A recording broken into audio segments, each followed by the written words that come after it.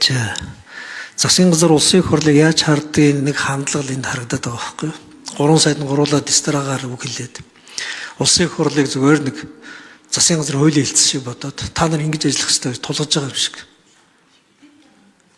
Та нар өөрсдөө ажиллаа сайн гэгээд арай эртгүй өргөн барьсан бол ийм асуудал өрнөхгүй шүү дээ. Яг 12 сарын 31-ний өдөр 30-нд нь өргөн бариад 31-ийнх нь өдөр гишүүдэд материал нь тараагүй. Яг өнөө өглөө энэ материал чинь тарж ирж байгаа шүү дээ. Материал нь тараагүй. Байнгын орон хуралдаагүй. Яалтайгаар үйлчлэгээ хугацаа нь 27 оны 1 сарын 1 жилийн дараа үйлчлэх гэж байгаа байхгүй юу?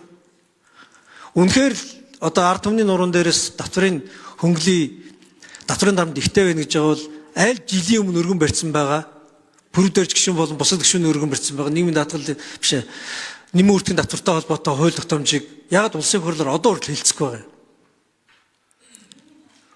Үзэл баримтлал нь 10% татварыг 5 болгочих, 2 нь хэвээрээ байжиг, уул уурхаагаас бусад бизнес дээр жоохон ч гэсэн нурууг нь тэнэлэгдэх хууль аль их дөргөн барьсан шүү дээ. Гэтэл засгийн газар одоо хүртэл дэмжихгүй. Их хэрэгч бүлэг одоо хүртэл уршин алхуулахгүй. Яг өөрсдийнхөө PR хийх сэдвээр болохоор гүйж орж ирчээд улсын их хурлыг зүгээр 1 хоногийн дотор шийдвэр гаргаад өгч байгаа юм шиг бүр тулалт хийж шээ. Би тамган газараас асуумаар байгаа. Хилцэх хэсгийг яаралтай журмаар хилцдэг байт юм уу?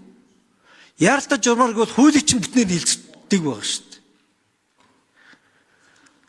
Тэгэхээр энэ мэдрийг бодохгүй бол улсын их хурлыг зүгээр л хүснээр нь босгол босч идэг, сууггүй сууж идэг гэд тэгээд ардаа гоё PR худлаа хийх гээд ард түмний нуруун дээр татврын одоо юг дарамтыг багасгах гэж байгаа. Үнэхээр татврыг нь багасгах гэж байгаа бол ээлж тус зарлаа шүү дээ. Тэгвэл 1 сард үнэхээр сэтгэл байгаа бол тий? Өдөрт зарлаач тий.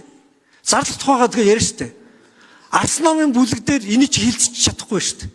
Та нарын нэг босоо суугаа нөгөө ямар ботуулаа баримдаа ваастай гэдэг үлээ.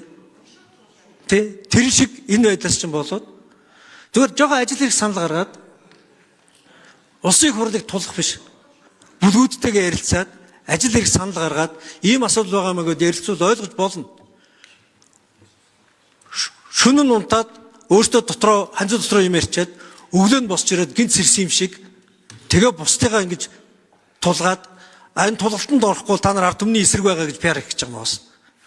Татвараас нь одоо хөнгөлөхгүй эдгээр ингэ эсрүүцээд байгаа юм гэж энэ сарынхаа хугацаанд амралтынхаа хугацаанд ярих гэж байгаа юм уу? Ийм гинэн тэнэг муухар байж болохгүй шүү дээ. Улсын хурл чинь харилцаж ойлголцож нэгдсэн бодлого дээр нам харалцахгүй уушаа алах гэж оролддог болохоос биш нэг хэсэг нь өглөө босгоод нэг юм санаж орж ирээд тэгээ бусд руугаа тулгалт хийгээд улсын хурлыг дарамтлаж байгаа юм шиг яг ийм арга барилаар ажиллаж болохгүй шүү дээ. Өнөөдөр улсын хурлын чуулган нээгдэхэд засгийн газар хурлыг хүлээж ийна гэд бид энэ зүгээр хийцгүй суулна шүү дээ. Та нар улсын хурл жоохон хүндэлтэй хандаж. Улсын хурл ч бас олон намын тогтолцоо байгаа шүү дээ. Олон намын төлөөлөл байгаа шүү дээ. Тэр намын бүлгүүдтэйг бас жоохон хүндэлтэй хандаж. Энд байгаа төлөөлөгчдийн ард түмний сонгогдсон төлөөллийг хүндэхгүй байгаа юм чинь гудамжинд гараад бол жүжиглэлт болчих шүү дээ.